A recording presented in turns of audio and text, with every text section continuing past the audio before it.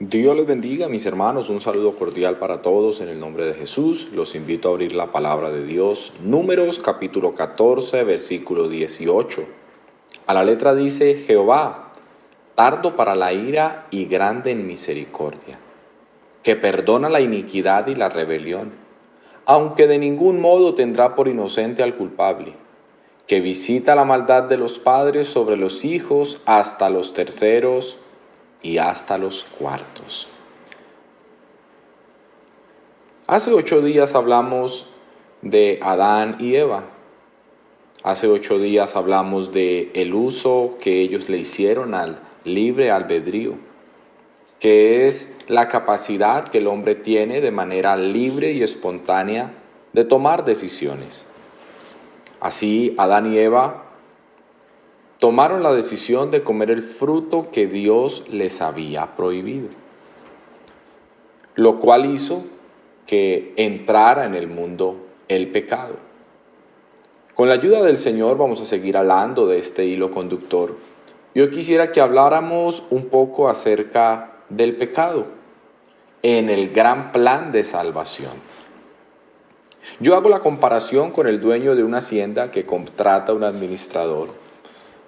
Le permite usufructuar cada una de las cosas que hay en su hacienda. Puede sembrar, puede comer de los árboles, puede vender el producto, puede tener todo, puede vivir en la casa. Sin embargo, le dice: lo único que por favor yo no quisiera que usted usara sería mi cuarto principal. Por favor, manténgalo aseado, manténgalo limpio y no lo use.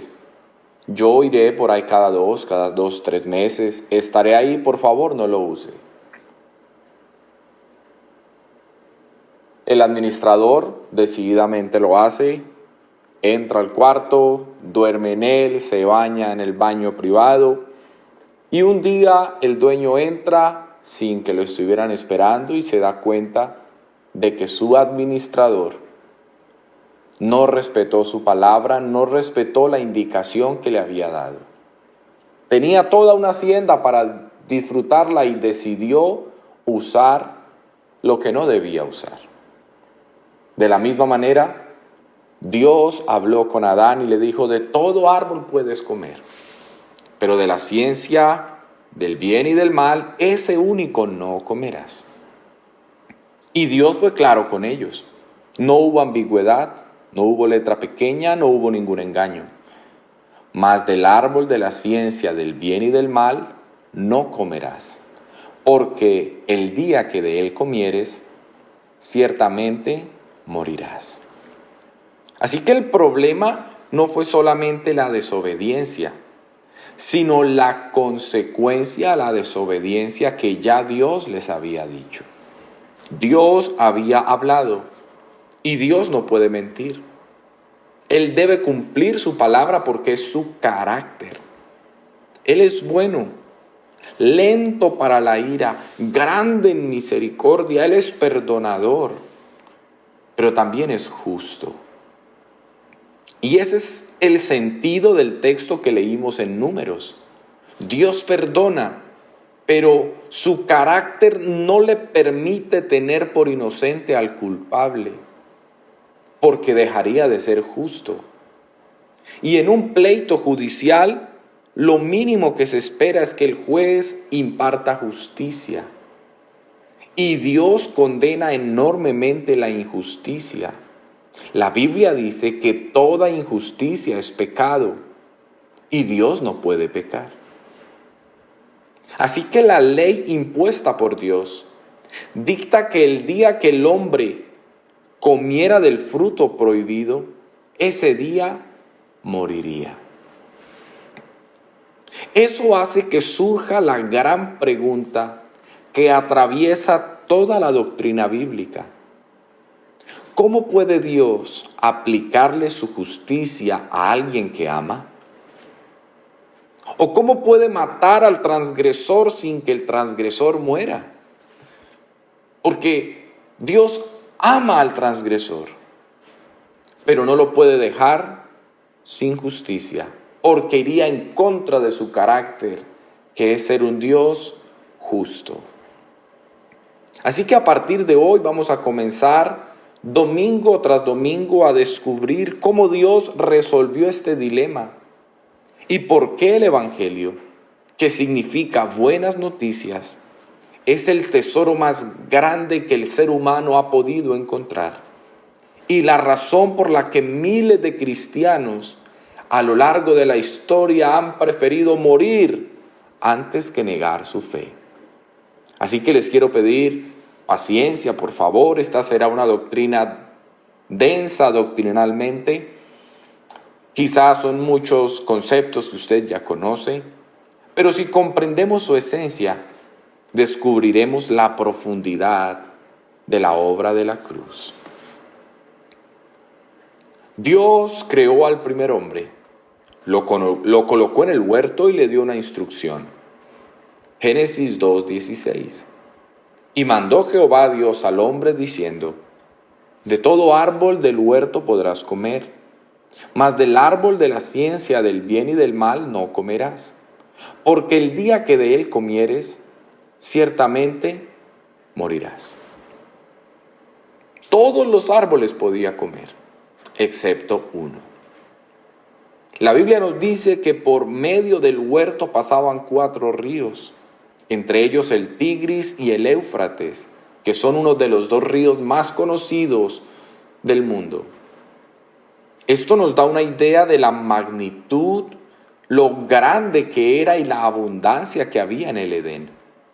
Miles de árboles, incontables opciones, con solo una restricción. Pero el hombre no respetó esa restricción. El hombre cruzó el límite, el hombre rechazó el mandamiento de Dios. Y la Biblia llama a esa acción con una palabra y es pecado. ¿Qué es el pecado? En el Antiguo Testamento, la palabra hebrea más común para pecado es hatá, que significa errar al blanco, fallar el estándar que Dios ha establecido, no dar en el punto que Dios mandó. En el Nuevo Testamento, la palabra griega es amartía, que significa desviarse del objetivo dado por Dios, muy similar a errar al blanco. Así que en términos sencillos, el pecado no es solo hacer cosas malas, es vivir fuera del diseño y de la voluntad de Dios y no alcanzar el propósito con el cual fuimos creados. Toda la humanidad estaba representada en Adán y en Eva. Así que por la desobediencia de ellos, el pecado entró como un virus, contaminando a toda la humanidad. Romanos 5:12. Por tanto, como el pecado entró en el mundo por un hombre, y por el pecado la muerte, así la muerte pasó a todos los hombres, por cuanto todos pecaron. Así como una pandemia inició con un solo portador y se extendió a toda la población, sin que ninguno de nosotros hubiese tenido contacto directo con el primer individuo, el pecado entró en la humanidad por Adán y se propagó como una condición que afectó a todos. No heredamos solo un mal ejemplo, sino una naturaleza caída, por lo que inevitablemente todos terminamos pecando. Aunque nosotros no estábamos presentes en ese momento, sí heredamos el efecto, la inclinación a pecar, al punto que nadie puede decir que no ha pecado. Salomón, cuando dedicó el templo que le había construido a Dios, en una parte de su oración dijo: es que Señor, si alguien se equivocara, puede venir a este lugar y tú podrías perdonarlo, porque no hay hombre que no peque. Lo dijo el hombre más sabio en la tierra hasta Jesús. El libro de Proverbios también hace una pregunta a toda la humanidad. ¿Quién podrá decir, yo he limpiado mi corazón, limpio estoy de mi pecado? Proverbios 29.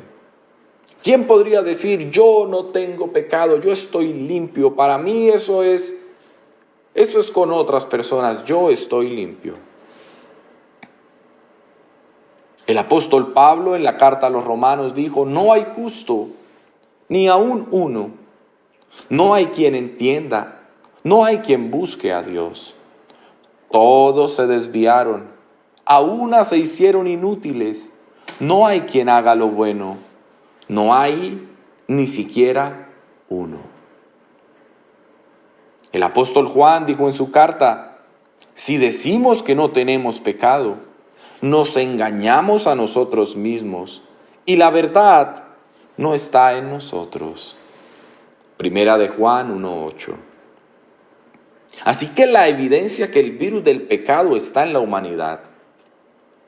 Se nota que aún en los niños, el virus del pecado, cuando ellos van teniendo conciencia, lo cometen así no les hayan enseñado. Usted puede ser el mejor padre, usted puede ser la mejor mamá, nunca le ha enseñado a mentir al niño, pero él simplemente en ciertas condiciones, cuando se siente atacado, cuando se siente asustado, puede mentir. La envidia, el egoísmo, son muestras de que el virus del pecado está en toda la humanidad. Y más allá que el pecado nos hace culpable, también el pecado nos hace esclavos. Jesús dijo, todo aquel que hace pecado, esclavo es del pecado. Jesús usó este concepto porque el pecado ejerce dominio sobre la persona y condiciona su voluntad. Condiciona sus deseos, condiciona sus decisiones. El pecado es como un amo que tiene esclavo al hombre. Un esclavo no hace lo que quiere, sino lo que le obliga a hacer su amo. El apóstol Pablo describió su propia experiencia. Romanos 7:15. Porque lo que hago no lo entiendo. Pues no hago lo que quiero, sino lo que aborrezco, eso hago. De manera que ya no soy yo quien hace aquello, sino el pecado que mora en mí. No todo pecador disfruta su condición. Hay algunos como Pablo que quieren cambiar. Dicen, no quiero volver a cometer este error. No quiero volver a fallarle a mi esposa. No quiero volver a malgastar mi dinero en los vicios. No quiero volver a lastimar a las personas que hago. Promete, lo intenta, se esfuerza y vuelve a caer. Versículo 19. Porque no hago el bien que quiero, sino el mal que no quiero, eso hago. Y si yo hago lo que no quiero hacer, es porque soy esclavo del pecado. Y es ahí donde surge un clamor desesperado del apóstol. Miserable de mí, ¿quién me librará de este cuerpo de muerte? Es decir, ¿quién me puede liberar de este cuerpo que está acostumbrado a pecar y me tiene esclavo? Así que volvamos al inicio. El hombre desobedeció, entró el pecado y se propagó por toda la raza humana. Y recordemos lo que Dios había dicho al principio respecto al pecado.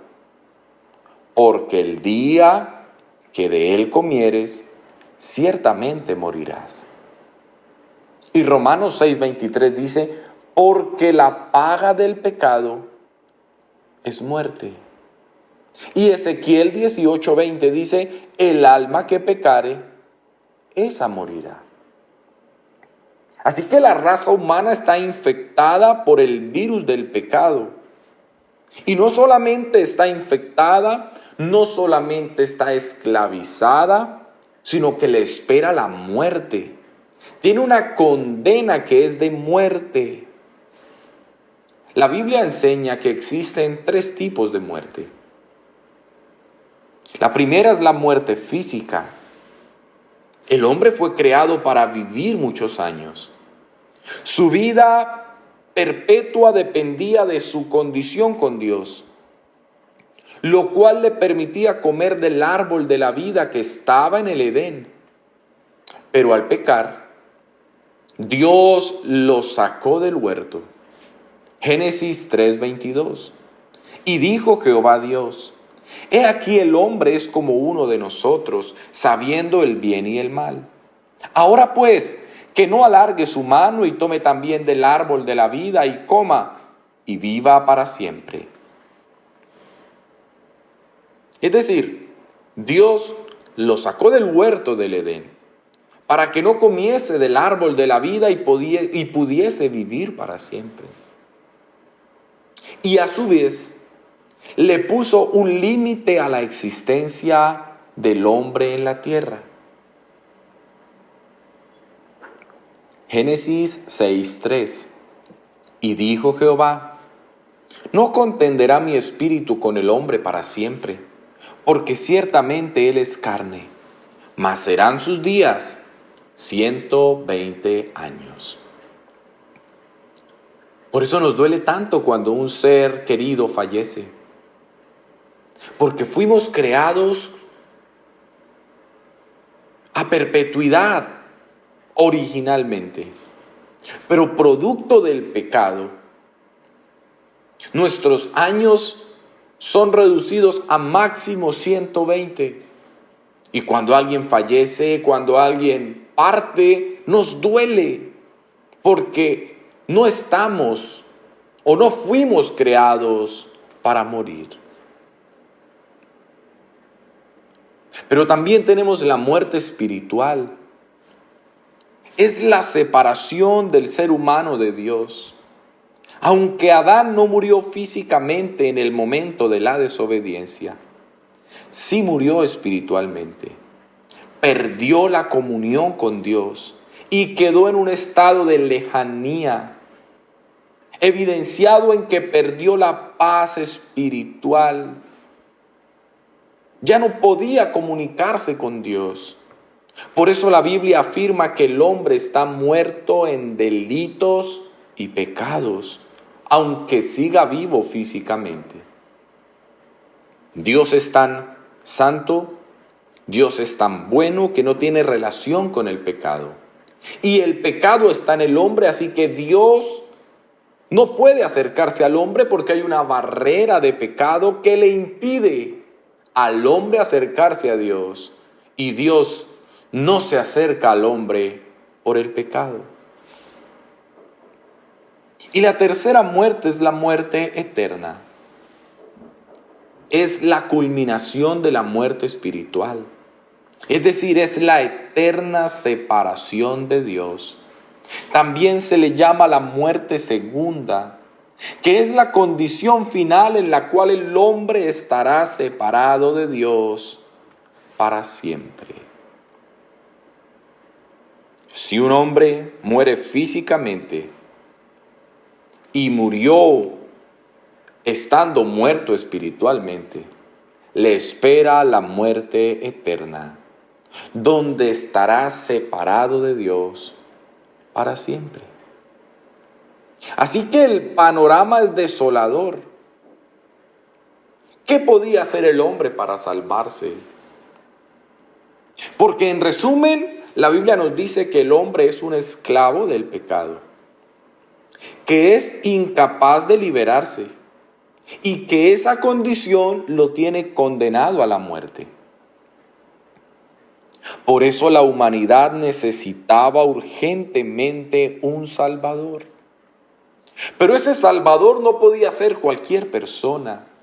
Debía ser alguien que no tuviera el virus del pecado. Debiera ser alguien que tuviese el poder de liberar al hombre.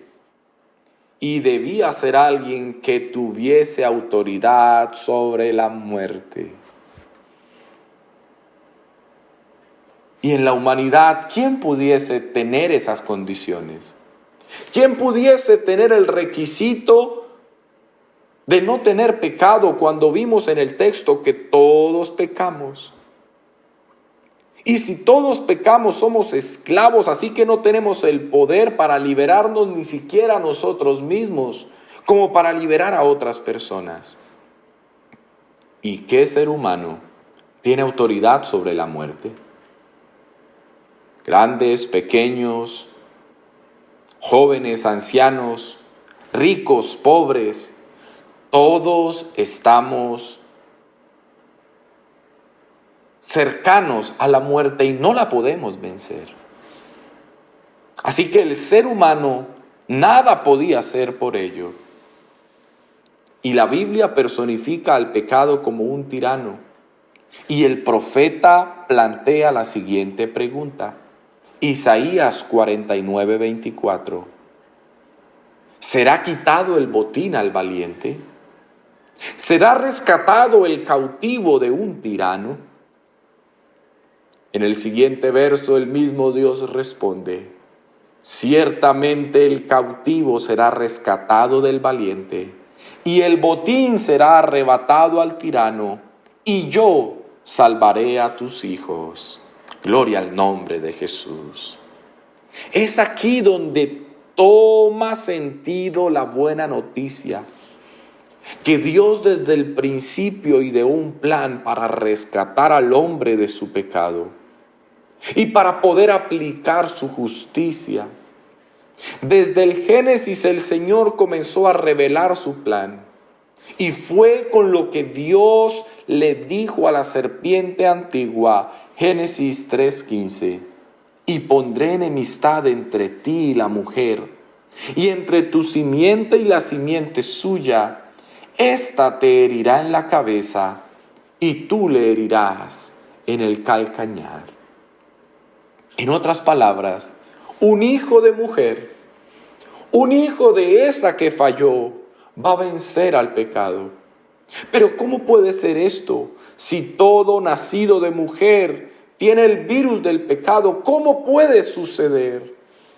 Dios, que tiene un plan de salvación glorioso, dijo en Isaías 7:14, por tanto, el Señor mismo os dará señal. He aquí la Virgen concebirá y dará a luz un hijo y llamará su nombre Emmanuel. Algo contra naturaleza. Una virgen no puede concebir. Pero el Señor dijo, esta virgen concebirá y dará a luz un hijo y llamará su nombre Emmanuel, que significa Dios con nosotros. Así que la única manera de vencer al pecado era que Dios mismo viniera, se acercara, habitara entre nosotros. Isaías 35:3 dice, fortaleced las manos cansadas, afirmad las rodillas endebles, decid a los de corazón apocado, esforzaos, no temáis. He aquí que vuestro Dios viene con retribución, con pago. Dios mismo vendrá y os salvará. La única manera es que Dios mismo tomara la iniciativa de venir y de rescatarnos. Y Dios mismo vendrá y os salvará, profetizó Isaías, inspirado por el Señor. Dios mismo vendría a salvar a la humanidad. Pero ¿cómo lo haría si Él es espíritu? Entonces se ideó la manera de hacerse hombre. Isaías 9:6. Porque un niño nos es nacido, hijo nos es dado, y el principado sobre su hombro, y se llamará su nombre admirable, consejero, Dios fuerte, Padre eterno, príncipe de paz. Un niño iba a nacer, pero ese niño, su nombre sería admirable. Su nombre sería consejero, ese niño sería Dios fuerte, ese niño es el Padre eterno, ese niño es el príncipe de paz. Dios mismo haciendo la promesa de que algún día Él habitaría entre nosotros.